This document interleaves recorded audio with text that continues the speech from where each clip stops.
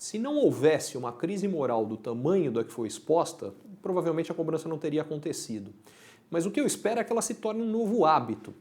Esse é o meu objetivo, isso é o que eu gostaria que acontecesse, porque isso é o começo de construção de uma nova mentalidade de um novo país. Se vai acontecer ou não, eu também não sei, mas eu não queria deixar de fazer a minha parte para que isso possa vir a acontecer.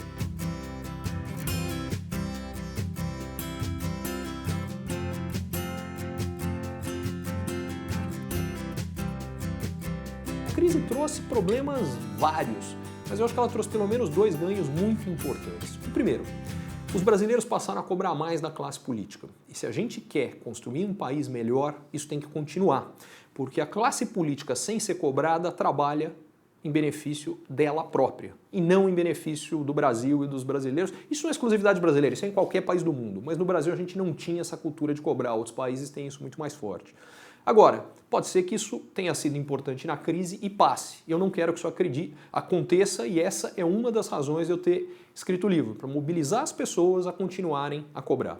O segundo fator é que teve uma mudança da aplicação da lei e eu diria já há uma série de movimentos para mudar a própria lei com relação ao combate à corrupção no Brasil. A corrupção é um câncer, não é exclusividade brasileira, a corrupção tem em qualquer país do mundo, mas o grau no Brasil e principalmente o grau de impunidade no Brasil são maiores do que em outros países, em particular outros países mais desenvolvidos. O que isso significa é que essa é outra coisa que não pode passar. E na minha opinião, só não vai passar também se a primeira que eu comentei, que é a cobrança da opinião pública, continue. Então essa é a outra coisa que eu gostaria de eternizar com o livro, que foram posturas novas dos brasileiros, motivadas pela crise, mas que eu espero que não se percam na crise. Porque se elas continuarem e a gente de fato conseguir, reduzindo a impunidade, reduzir a corrupção, isso vai ter um impacto no crescimento brasileiro daqui para frente. Em outras palavras, a gente cresceu menos nos últimos anos porque escancarou esses problemas, mas por outro lado pode crescer mais daqui para frente se esse ganho não se perder. No primeiro ano do mandato da presidente Dilma,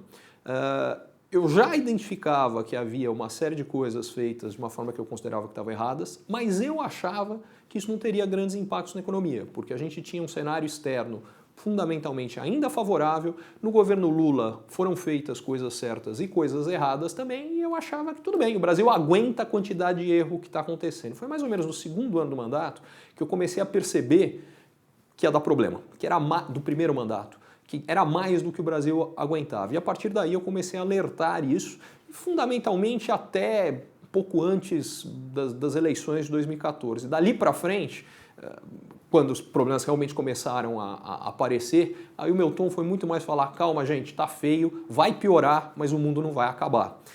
Eu acho que isso tudo é importante porque, entre outras coisas, para um novo governo dar certo, não é que tudo tem que estar certo, só não pode estar quase tudo errado. Uma das razões de ser do livro é exatamente que a economia, aliás como a vida, ela se move em ciclos. A nossa tendência é que quando as coisas estão boas, a gente tende a projetá-las para frente, achar que elas vão ser eternamente boas. Ou quando elas estão ruins, a mesma coisa. E nenhuma das duas coisas é verdade. A gente tem ciclos positivos e negativos.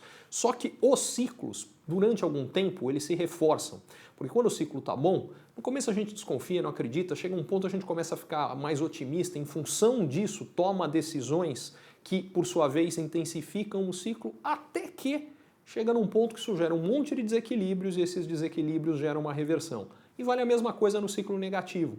E esse ponto eu acho que é fundamental e foi uma das motivações do livro, porque o Brasil viveu nos últimos anos momentos muito difíceis e que geraram um pessimismo generalizado e mais do que isso um derrotismo. E eu queria mostrar que o derrotismo está errado, que a gente vai ter uma recuperação econômica muito mais forte do que as pessoas imaginam quando ela vier, porque foi isso que aconteceu todas as vezes que a gente teve grandes contrações nos últimos 115 anos e que talvez, dependendo das decisões de governo, talvez essa recuperação até venha mais rápido também do que as pessoas acreditam. Isso ainda é muito cedo para ter certeza.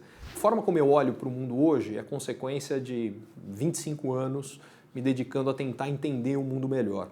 Mas tem um segundo aspecto importante quando é não ser emocional, que vem do seguinte: uma das coisas que eu aprendi, em particular, em 20 anos de mercado financeiro, é que as emoções nos levam para a direção oposta da que a gente deveria ir. O que significa do lado do investimento? Quando todo mundo está confiante, As pessoas ficam confiantes porque é uma tendência que já aconteceu há muito tempo. É isso que gera a confiança. E é isso que faz com que as pessoas percam dinheiro. Então o cara se sente confiante porque a bolsa está subindo há 4, 5, 6, 7 anos. Quanto mais ela subir, mais confiante as pessoas estão. E mais perto ela está do ponto de virada quando ela vai despencar. Quando as pessoas estão morrendo de medo, elas estão morrendo de medo porque o mercado caiu 30, 40, 50, 60, 70, 80% das pessoas estão desesperadas, o que significa que provavelmente a gente está perto de um momento de virada. Até porque o que deixa o mercado caro é o fato que todo mundo ficou confiante. Ao ficar confiante, as pessoas compram mais do que uma boa história justificaria. Todo movimento de alta de qualquer coisa é movido a uma boa história, a uma história verdadeira. Só que o movimento de compra e de aposta naquilo é maior do que a história gera. E é o que faz virar. E vale o contrário para um movimento de baixa. Sendo mais específico, bolha da Nasdaq de internet nos anos 2000. Eu acho que é inegável, vendo 15 anos depois, que a internet mudou o mundo. A questão é, essa expectativa foi tão grande que tanta gente apostou nisso, investiu nisso, que não tinha mercado para tudo isso. O resultado que acontece é que a gente tem uma queda, na sequência a bolsa despenca, não porque aquilo não fosse verdade, ou mais recentemente, que a China está mudando o mundo. Ela está mudando o mundo, mas despencou a bolha na China. Ou se a gente quiser ver no Brasil, houve um movimento de boom imobiliário gigantesco. Só que quando quase 20 empresas abriram capital em 2007, 2008, não tinha mercado para todo mundo. E as empresas, na grande maioria, passaram por dificuldades bastante significativas. O que todo mundo sabe não tem valor nenhum. Tem um investidor que eu admiro muito chamado Howard Marks, de um fundo chamado Oaktree, é um dos maiores gestores do mundo, e ele diz uma coisa que é, antes de qualquer decisão de investimento empresarial ou financeiro, o que você precisa se perguntar é, e quem não sabe disso? Porque se você está fazendo uma aposta baseada em algo que todo mundo acha, significa que aquilo já está precificado, ou como eu dizia antes, em algumas situações, mais do que precificado. Então, o que pode parecer uma grande oportunidade não necessariamente é. Isso, nesse momento, hoje é muito importante, porque como o pessimismo é generalizado no Brasil, as empresas se retraíram. E o que isso significa? Em primeiro lugar, a crise leva algumas empresas a ficarem no meio do caminho, elas não conseguem passar, porque elas não estão numa situação financeira boa o suficiente, não têm produtos, serviços, atendimento bom o suficiente e não resistem. Isso reduz a competição.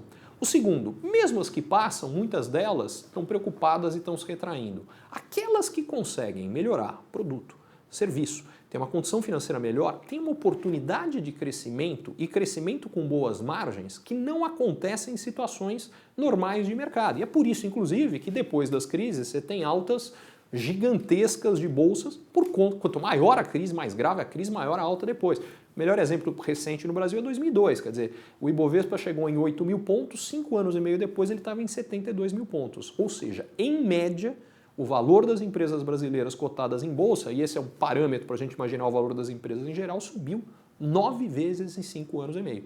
Isso acontece depois de crise. Meu ponto é, a melhor hora para as empresas ou para os investidores financeiros investir é exatamente logo nas viradas de crise que, como eu estou querendo chamar a atenção, é onde nós estamos hoje. Agora, isso pressupõe um monte de coisa. Você tem que ter caixa para poder fazer isso. Se tiver uma situação financeira ruim, é o contrário. A sua situação financeira ruim vai gerar uma oportunidade de investimento para outros. Então tem um monte de coisa. E é por isso que uma das coisas que eu chamo muito a atenção é que ninguém gosta de crise. Porque a crise nos força a fazer o que a gente deveria fazer, mas não quer fazer. Isso funcionou para o Brasil, como eu disse, a gente teve ganhos importantes por conta da crise, mas funciona para as empresas. Quer dizer, a gente leva com a barriga situações que não deveria, porque quando as coisas estão boas, estão tranquilas, dá para levar. Na crise não dá mais. Aí a gente faz os ajustes necessários, duros, desagradáveis, mas necessários. São eles que vão nos fortalecer para o momento seguinte.